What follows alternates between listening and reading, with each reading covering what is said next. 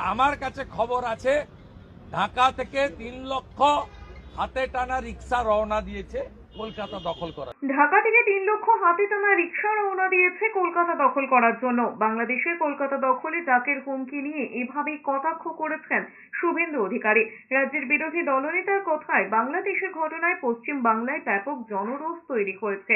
মুখ রক্ষার জন্য এখন তৃণমূল কংগ্রেসের সবাই উঠে পড়ে লেগেছে।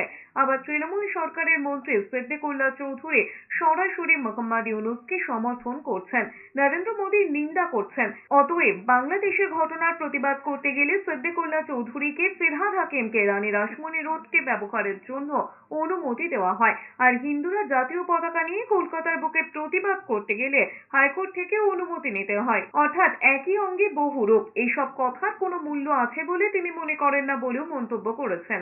এরা পাকিস্তানের পক্ষ নিয়েছিল 71 সালে, যখন ভারতীয় সেনারা বিএসএফ মার দিতে আরম্ভ করলো 93,000 রাজাকার অ্যারেস্ট হয়েছিল।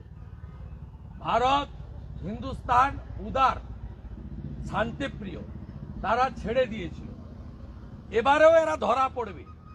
এবারে যাতে ছাড়া না হয়, যে ভাষায় উত্তর দিলে এরা সন্তুষ্ট হয় সেই ভাষায় উত্তর দেওয়ার জন্য আমরা প্রস্তুত থাকব।